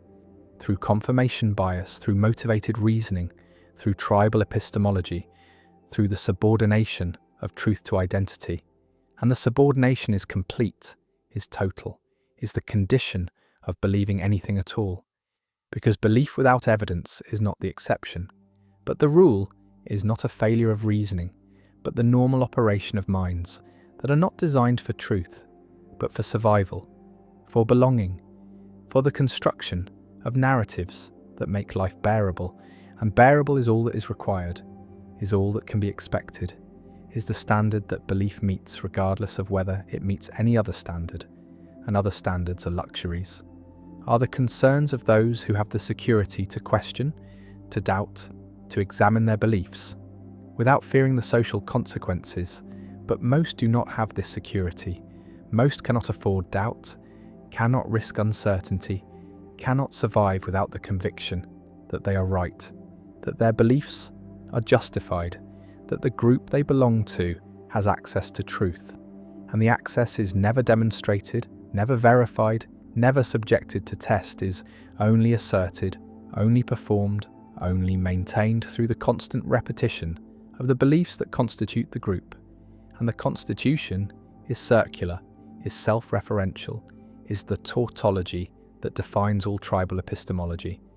That we are right because we believe what we believe, and we believe what we believe because we are right. And the circle is unbreakable from within, can only be seen from outside. From the perspective of someone who does not share the belief, who has not internalized the identity, who can see the mechanisms operating, and the seeing changes. Nothing convinces no one, because the believer is not operating from evidence and cannot be swayed by evidence, is operating from identity and can only be swayed by changes in identity, by shifts in belonging, by the rare and difficult transformation that allows a person to leave one group and join another, to abandon one set of beliefs and adopt another. And the adoption is not reasoned, but is the same non-rational process operating in a different direction, is the formation of new convictions without evidence, is the replacement of one certainty with another certainty. And the certainty is what matters, is what the mind needs, is what belief provides, regardless of content, regardless of truth, regardless of anything except the function of making the world intelligible, making the self coherent, making belonging possible. And possibility is all that belief promises, is all that it delivers, is the opening of a space where life can be lived with conviction, with purpose, with the sense that one knows what is true and what is false, what is good and what is evil, what side to be on and what side to oppose, and the opposition is necessary, is required by the structure of belief, is what makes belief matter, what gives it weight,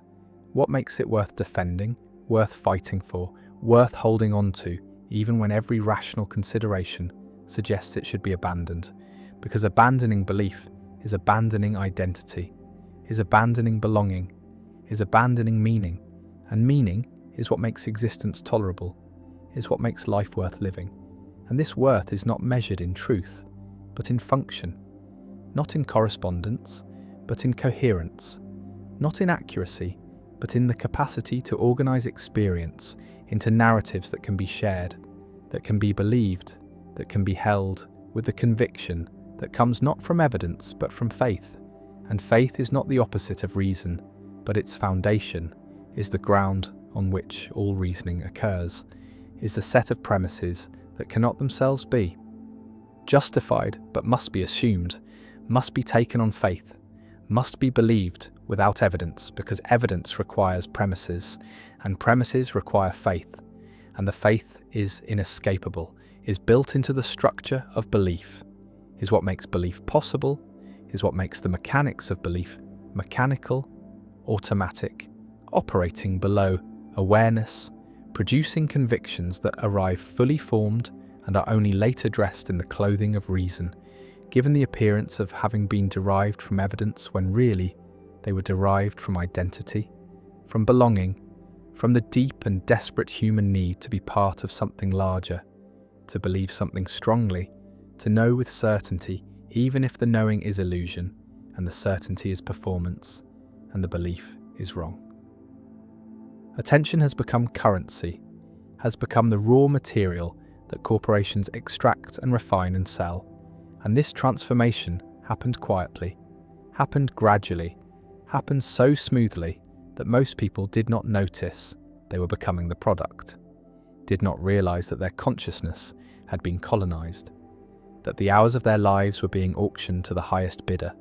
that every moment of awareness was being monetized by platforms designed not to inform or connect or entertain, but to harvest, to capture, to hold the gaze for as long as possible and convert that holding into profit. And the genius of this system is that it does not feel like exploitation, does not feel like theft, feels instead like choice, like freedom, like the vast menu of options that modernity provides.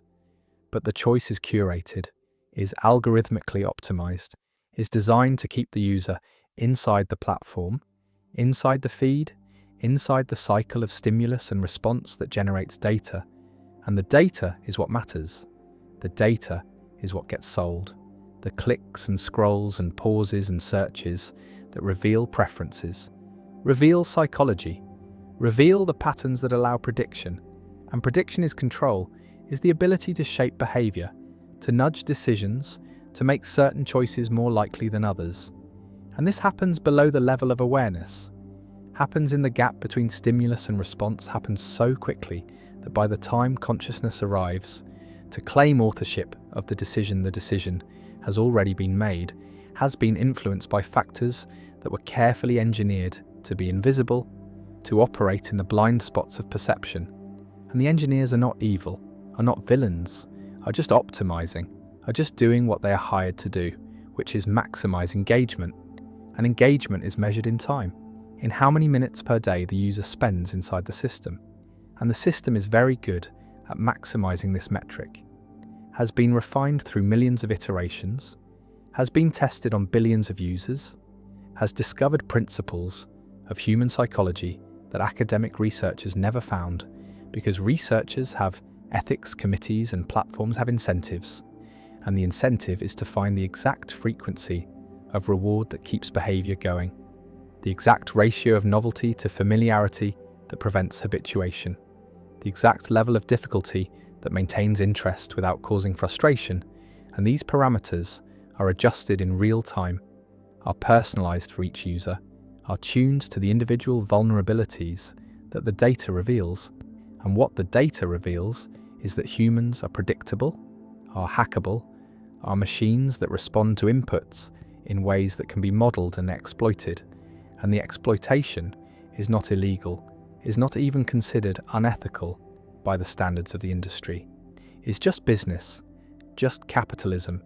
just the market finding new territory to colonize. And the territory is consciousness, is the hours of the day that used to be empty, used to be boring, used to be filled with thought or rest or staring at walls. And these empty hours were not profitable, were not monetizable, were waste from an economic perspective, and so they had to be filled, had to be captured, had to be converted into engagement. And the tools for this conversion are apps, are platforms, are devices that promise connection and deliver isolation, promise information and deliver distraction, promise empowerment and deliver addiction. And the addiction is not metaphorical, is not exaggeration, is literal, is the same neural pathways, the same dopamine dynamics, the same withdrawal symptoms that characterize substance addiction. And the platforms know this, have hired neuroscientists and psychologists to make the products more addictive, more compelling, more difficult to resist, and resistance is framed as weakness, as lack of self-control, as personal failing. But this framing obscures the asymmetry of power, obscures the fact that individuals are competing against teams of PhDs with unlimited resources and sophisticated tools. And in this competition, the individual always loses, always ends up scrolling, always ends up checking, always ends up giving the platform what it wants, which is attention. And attention is finite, is the one resource that cannot be manufactured or expanded, is strictly limited by the hours in a day and the capacity of the nervous system. And so the competition for attention is zero-sum, is a war where every platform is fighting every other platform, and all of them are fighting against sleep and work and relationships and anything else that might occupy consciousness. And the platforms are winning, are capturing more hours every year, are extending their reach into moments that used to be sacred, used to be protected, used to be offline. And offline is becoming a luxury, is becoming something only the wealthy can afford, because opting out requires discipline and alternatives, and the knowledge that opting out is even possible. And most people do not have this knowledge, do not see the system, do not recognize that their attention is being farmed, and even those who do recognize it often cannot escape, cannot resist, because the platforms are too useful, too convenient, too integrated into the infrastructure of modern life. And to reject them is to reject participation, to accept isolation, to make life harder in exchange for autonomy. And most choose convenience over autonomy, choose connection over sovereignty, choose the platform over the void. And the void is what waits in the absence of stimulation, is what the constant connectivity is designed to prevent, is boredom, is the experience of being alone with the unoccupied mind. And boredom has become intolerable, has become something to be avoided at all costs. And the cost is attention, is consciousness, is the capacity to think without distraction,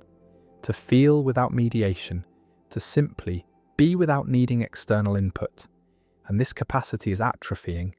is declining with each generation, is being bred out by an environment that never stops demanding response, that never allows rest, that treats every moment of inactivity as opportunity, as potential engagement that must be captured. And the capturing is called user experience, is called interface design, is called growth hacking. And these terms sanitize what is happening, make it sound technical rather than predatory, make it sound like optimization rather than exploitation. But the experience of the user is not optimized for the user, is optimized for the platform, is designed to extract maximum value from minimum input. And the value extracted is not just attention, but data, not just time, but information, not just engagement, but identity, because the platforms know things about their users that the users do not know about themselves, have models of personality and preference that are more accurate than self-report. And these models are sold, are licensed, are used to manipulate. And the manipulation is called advertising, but is really behavior modification, is the application of psychological principles to make certain actions more likely. And the actions are clicking and buying and voting and believing, and what is believed is whatever the algorithm decides to show. Whatever content the model predicts will generate engagement, and engagement means time, means attention, means the user staying inside the system. And the system has learned that outrage generates engagement, that fear generates engagement, that tribalism and conflict and moral certainty generate engagement. And so these are what the algorithm promotes, what the feed becomes filled with, not because the platform wants a more divided world, but because division is profitable, keeps people scrolling, keeps people arguing, keeps attention captured, and the captured attention is sold to advertisers who want to change behaviour, who want to make people buy products they do not need, believe things that are not true, vote for candidates who do not serve their interests, and the system works, is terrifyingly effective. Has changed elections, has changed culture, has changed what people think is real, and reality is becoming whatever the algorithm amplifies, whatever goes viral, whatever captures attention long enough to become part of the discourse. And the discourse is not conversation but performance, not exchange but broadcast, not thinking but reacting. And reaction is what the system wants, is faster than reflection, is more primitive, is easier to predict and manipulate. And so the environment rewards reaction, punishes reflection, makes it difficult to think slowly, to consider carefully,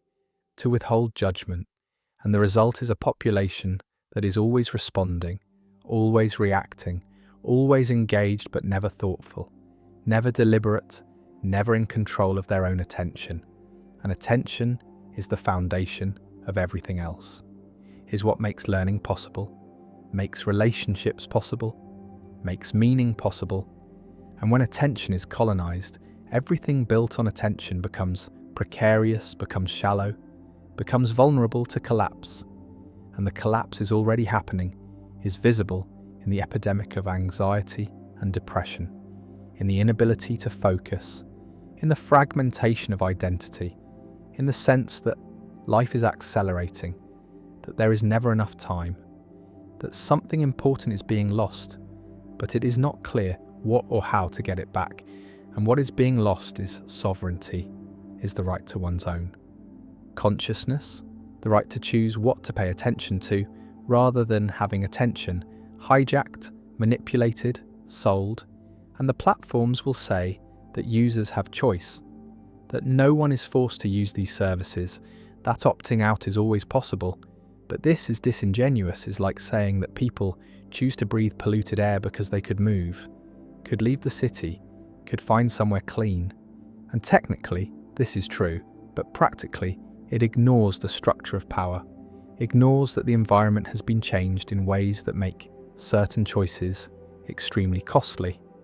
That opting out of the attention economy means opting out of employment, education, social connection, civic participation, and so the choice is not really a choice,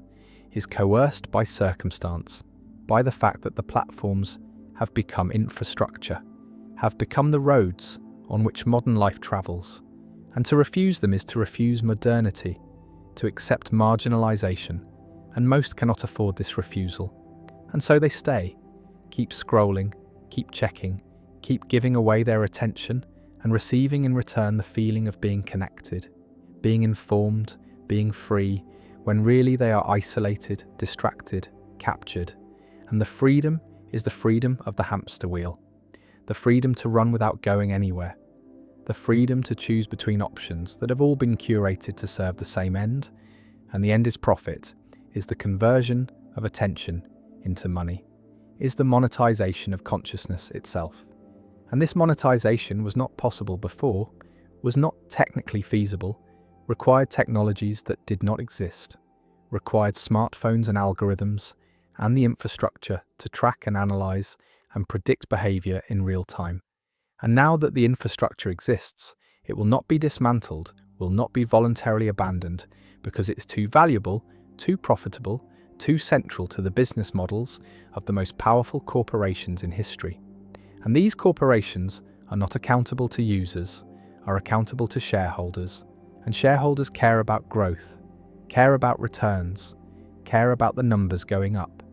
And the numbers go up when engagement goes up, when attention is captured more effectively, when the competition is crushed and the market is monopolized.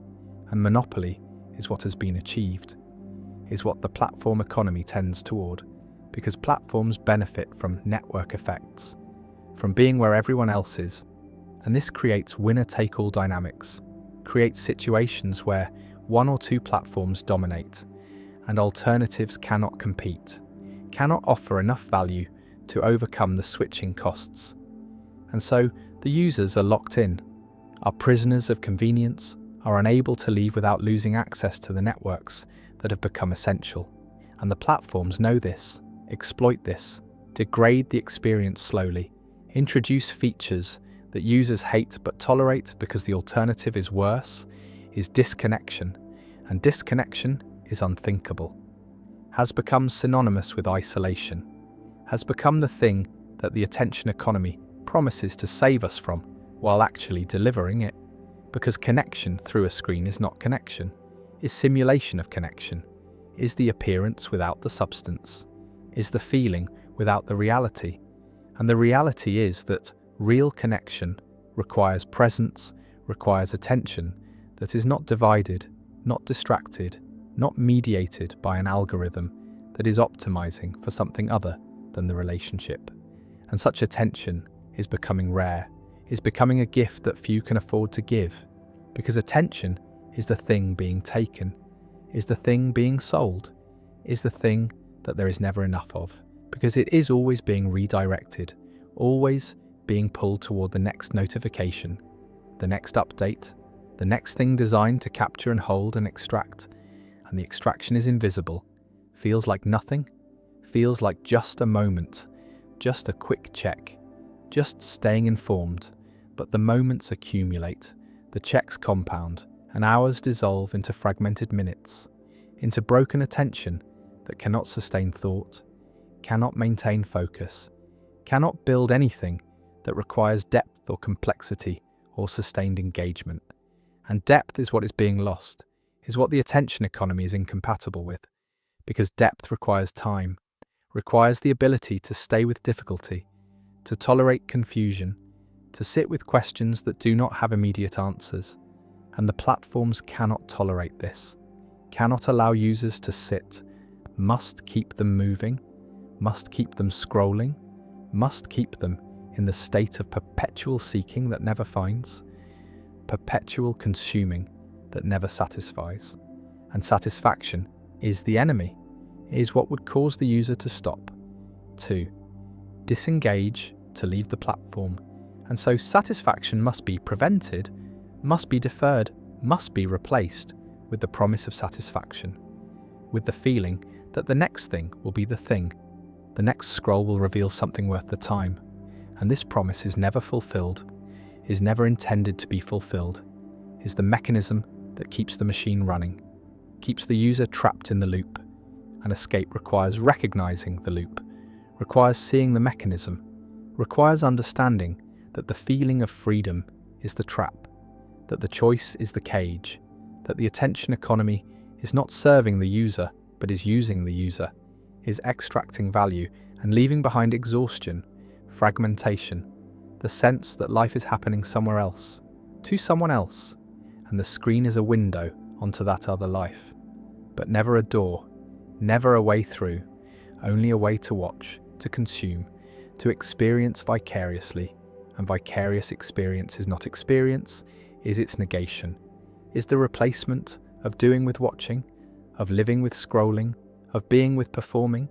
And performance is what the platforms demand. Demand the curation of identity, the presentation of self that is always positive, always successful, always enviable. And this performance is exhausting, is alienating, is the source of the anxiety that drives people back to the platforms looking for relief. And the platforms provide relief in the form of more content, more distraction, more opportunities to forget that the self being performed is not the self being lived, that the gap between them is growing, that authenticity is becoming impossible, in an environment that punishes vulnerability and rewards spectacle. And spectacle is what the algorithm amplifies. What goes viral, what captures attention at scale, and attention at scale is what matters, is what generates revenue, is what makes certain voices loud and others silent, and the silence is not absence but erasure, is the algorithmic decision that certain content does not generate engagement, does not deserve distribution, does not align with the platform's interests, and interests are commercial, are about keeping users inside the system, and anything that might cause users to leave, to think, to question, to disconnect, is deprioritized, is hidden, is effectively censored not by decree but by code,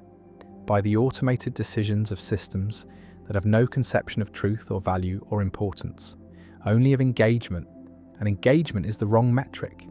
is optimizing for the wrong thing, is maximizing time spent rather than time well spent, and the distinction matters because not all attention is equal. Some attention is nourishing and some is depleting. Some makes life richer and some makes it poorer, but the algorithm cannot distinguish, does not care, measures only duration and intensity. And intensity is easy to generate through outrage, through fear, through the triggering of emotions that demand response, and so the feed becomes a stream of triggers, becomes designed to provoke, to upset, to capture attention through the primitive circuits that evolved to detect threat. And these circuits are not designed for the modern world, are designed for a world where threats were physical, immediate, escapable, not abstract, permanent, global, and the mismatch creates chronic activation, creates a state of perpetual vigilance that wears down the nervous system, that depletes resources, that makes rest impossible because the threats never stop, the feed never ends, the notifications never cease, and the only way to stop them is to disconnect, to turn off, to reclaim attention. But disconnection feels dangerous, feels like missing something, feels like falling behind, and falling behind is unacceptable in a culture that valorizes productivity, that measures worth in output, that treats every moment as resource to be optimized. And optimization means elimination of waste. And waste includes rest, includes boredom, includes the empty time that used to be when consciousness could wander, could explore, could discover itself. And this discovery is what is being prevented, is what the colonization of attention makes impossible. Because to know oneself requires attention turned inward, requires time that is not filled, requires boredom. And boredom is not absence, but presence, is the mind meeting itself without distraction,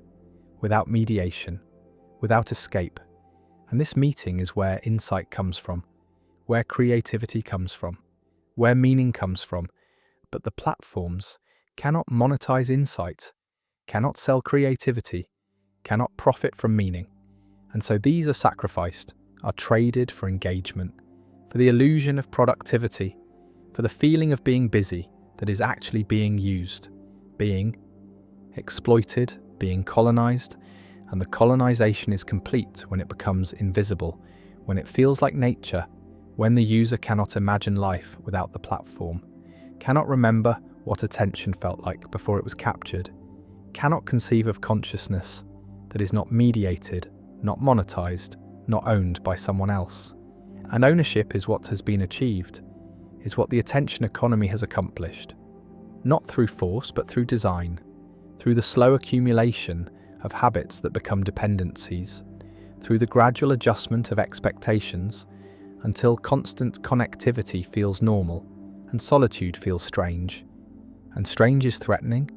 is to be avoided, is what the platform protects against, promises to eliminate, and the elimination is achieved, is total,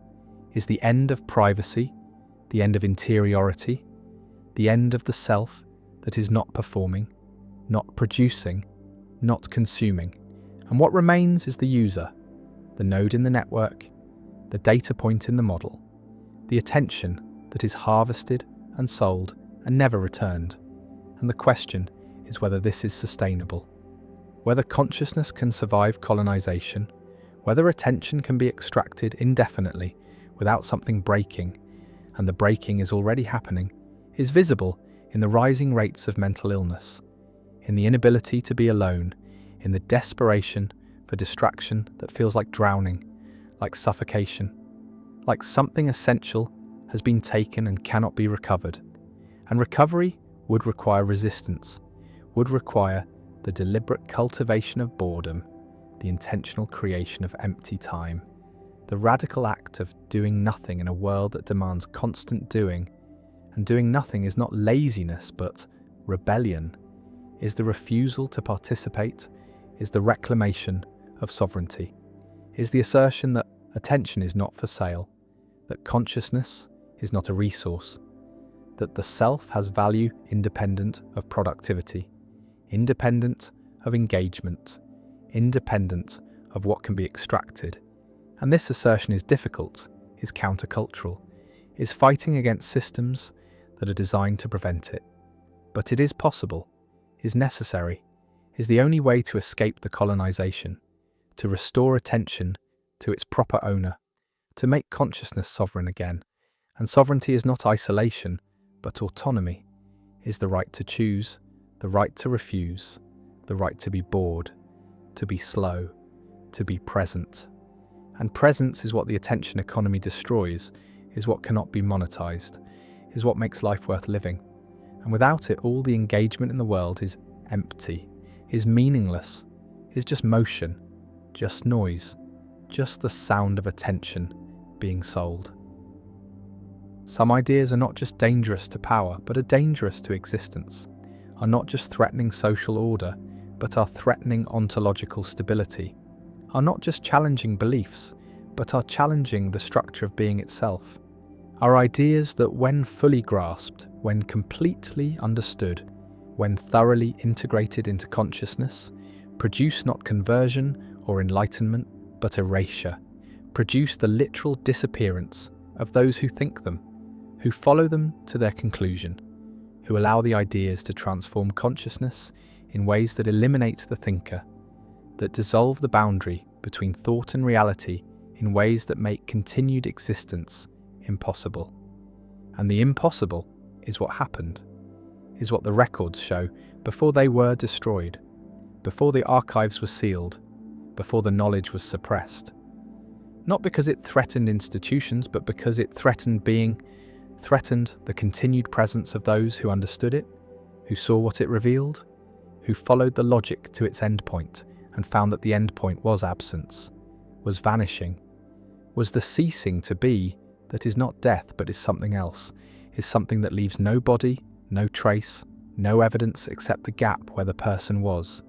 the empty space where consciousness used to organize reality. And the reality is what these ideas touch, is what they undermine, is what they show to be contingent on consciousness in ways that, when understood, completely cause consciousness to withdraw its support, to stop maintaining the structure, to allow the collapse that is not into death but into non-being, into the state that is not a state, that is not anything because it is the absence of the conditions that make anything possible. And the possible is what these ideas eliminate, is what they show to be dependent on not thinking them, on not understanding them, on maintaining the illusion that being is independent of belief, that existence is objective, that reality persists regardless of consciousness. And the regardless is what the dangerous philosophy denies, is what it shows to be false, is what it demonstrates through argument so compelling, through reasoning so rigorous, through insight so penetrating that those who follow it fully cease to provide the support that their own existence requires, cease to maintain the belief that sustains them, cease to participate in the collective agreement that makes reality real. And the real is what they stop being, is what they withdraw from, is what they are erased from, not by dying but by understanding, not by external force but by internal recognition, not by anything happening to them, but by their ceasing to happen, by their withdrawing the participation that made them exist. And the existing is what stops, is what ends, is what results in disappearance. that is literal, that is complete, that is leaving no body. Because there was never a body in the sense that is usually meant. There was only consciousness organizing sensations into the pattern called body, organizing perceptions into the pattern called world. And when that organizing stops, when that consciousness withdraws, when that participation ends, there is no body to leave behind, no corpse to bury, no physical trace, only the gap, the absence, the space where someone was and then was not. And the not is what remains, is what the evidence shows, is what the witnesses describe before they too understand, before they too follow the reasoning, before they too are erased by the philosophy that is too dangerous to think, too powerful to contain, too true to refute. And the refutation is what is needed, is what authorities attempted, is what scholars tried to provide. But the refutation requires understanding the argument, requires following the reasoning, requires thinking the thoughts, and the thinking is what causes the disappearance, is what produces the erasure, is what makes the philosophy dangerous, not to society, but to being. And being is what is at stake, is what the philosophy threatens, is what those who understand it cease to maintain. And the cessation is immediate, is total, is leaving no trace except the memory in others who did not fully understand, who stopped short of complete comprehension, who pulled back from the final step. And the step is what the censored chapter describes, is what was removed from every ethics textbook, is what was found to produce not moral transformation, but ontological dissolution, not changed behavior, but disappeared persons. And the persons who disappeared were not killed, were not removed by force, were not eliminated by authorities, but simply ceased to be there, ceased to occupy space, ceased to organize reality, ceased to participate in existence. And the existence is. What requires participation is what depends on consciousness, maintaining belief, maintaining engagement, maintaining the structures that make being possible. And when those structures are withdrawn, when that maintenance stops, when that participation ends, there is no being, there is no presence, there is only absence, and the absence is what remains when someone thinks the dangerous thought, understands the forbidden idea, follows the reasoning to its conclusion. And the conclusion is not death but is erasure, is not ending but is never having been, is the withdrawal from existence that leaves no evidence except the gap, the space, the absence where someone was, and the was becomes uncertain, becomes questionable. Because if someone ceases to exist completely, ceases to have existed at all, then the memories of them become suspect, become unreliable, become the only trace of something that might not have happened. And the happening is what becomes uncertain, is what the philosophy undermines, is what it shows to depend on belief, on agreement, on the collective maintenance of narrative. And when one consciousness withdraws, when one participant stops maintaining, the others feel the gap. Notice the absence. Remember something that is no longer supported by reality. And the reality is what adjusts, is what fills in the gap, is what eliminates the traces, is what makes it as if the person never was. And the never was is the final stage, is what happens after the initial disappearance, is the completion of the erasure, is the adjustment of reality to the absence, is the closing of the gap, is the collective forgetting that is not intentional but is structural, is the result of reality being maintained by agreement, by consensus, by the collective participation of consciousness. And when one consciousness withdraws, the structure adjusts, the pattern reforms, the absence is absorbed, and what remains is less than memory, is less than trace, is the vague sense that something is missing, something is wrong, something has changed, but the what is inaccessible is already fading, is already being absorbed into the adjustment,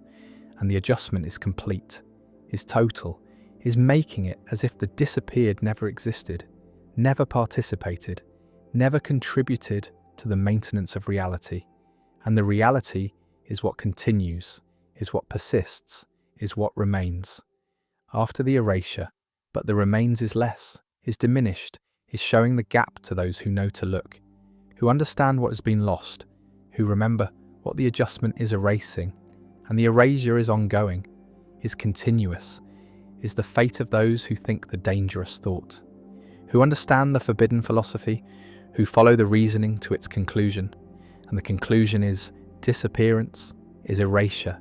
is the ceasing to be that is not death but is ontological withdrawal, is the stopping of participation, is the ending of the maintenance that made existence possible. And the possible is what these people are no longer, is what they cease to be, is what they withdraw from by understanding too much, by seeing too clearly,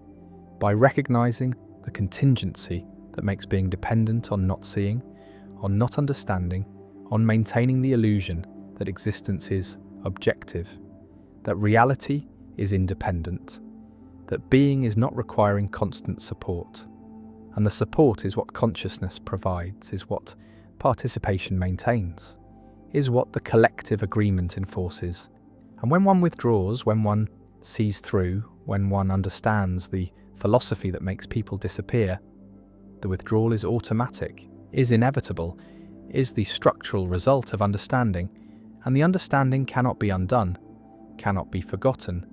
cannot be suppressed once achieved. And the achieving is what causes the disappearance, is what produces the erasure, is what makes the philosophy dangerous.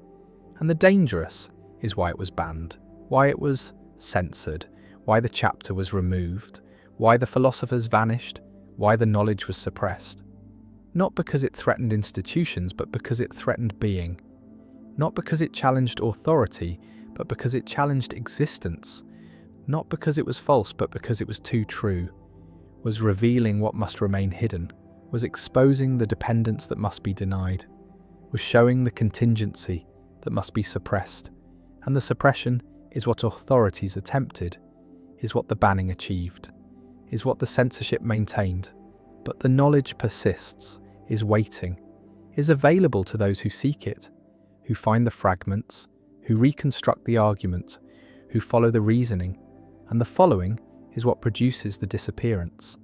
is what causes the erasure, is what makes those who understand vanish, not into death but into absence, not into somewhere else but into nowhere, not into another state but into the cessation of states, into the withdrawal from being that is not non-being but is the ending of the distinction, is the collapse of the boundary, is the recognition that being requires participation and that participation can be withdrawn. And the withdrawing is what happens, is what the philosophy produces, is what those who understand fully cannot avoid, because the understanding is transformation, is alteration of consciousness in ways that make continued participation impossible, that make maintenance of existence unavoidable, that make the withdrawal automatic. And the automatic is what makes it dangerous, is what makes it spread, is what makes it necessary to suppress, because those who partially understand become dangerous to others, become carriers of fragments that if combined could produce the full understanding, could cause more disappearances, could threaten the collective maintenance that makes reality real. And the real is what depends on not understanding, on not thinking certain thoughts, on not following certain arguments, on stopping short of certain conclusions. And the conclusions are what the censored chapter reached, is what the disappeared philosophers understood, is what the dangerous philosophy contains, is what makes thinking it produce erasure, produce disappearance, produce the vanishing that is not death but is ontological withdrawal, is the ceasing to participate, is the ending of maintenance, is the stopping of the support that consciousness provides. To being, and being is what ends, is what those who think the dangerous thought cease to maintain, cease to be part of, cease to exist within. And the within is what they withdraw from, is what they cease to support, is what they allow to collapse for themselves. And the collapsing is their disappearance, is their erasure, is their vanishing. And the vanishing is complete, is total, is leaving no trace, no body, no evidence, only the gap, only the absence, only the space where someone was and then was not. and the not is what remains, is what the dangerous philosophy produces, is what thinking it creates, is what understanding it causes. And the causing is automatic, is inevitable, is the structural result of comprehension, and comprehension is what produces disappearance, produces erasure, produces the vanishing that is not death but is ontological suicide, is the withdrawal from existence through understanding, is the ceasing to be through recognition, is the disappearance that happens when consciousness understands that being depends on not understanding, that existence requires ignorance, that reality is maintained through participation that can be withdrawn, and the withdrawing is what happens, is what the philosophy causes, is what makes it dangerous, is what makes it banned, is what makes people disappear, and disappearing is what those who think it do, is what those who understand it become, is what those who follow it to its conclusion achieve, which is not enlightenment but is erasure, is not transcendence but is vanishing, is not liberation but is disappearance, is the ceasing to be, that is literal, that is complete, that is the result of understanding the philosophy that was banned because it made people disappear. And disappearing is what it does, is what it causes, is what makes it the most dangerous idea, the most forbidden knowledge, the philosophy that breaks reality, that causes ontological suicide, that produces erasure through understanding. And understanding is what causes disappearance, is what makes people vanish, is what the banned philosophy does, and doing is what it continues to do, is what it will always do. To those who think it, who understand it, who follow it to its conclusion, and the conclusion is disappearance, is erasure, is vanishing, is the ending of being through understanding, is ontological suicide through philosophy, is the dangerous thought that makes people disappear. And disappearing is what happens, is what the philosophy causes, is what makes it banned, is what makes it dangerous, is what makes it the philosophy that was banned because it made people disappear. And disappear they did, and disappear they will. Those who think it, those who understand it, those who follow the reasoning to its conclusion. And the conclusion is absence, is vanishing, is erasure, is disappearance. And disappearance is what the philosophy causes, is what makes it banned, is what makes it dangerous, is the philosophy that makes people disappear. And disappear is what they do, is what understanding causes, is what the dangerous thought produces, is disappearance, is erasure, is vanishing, is the ending through. Understanding is the philosophy that was banned because it made people disappear.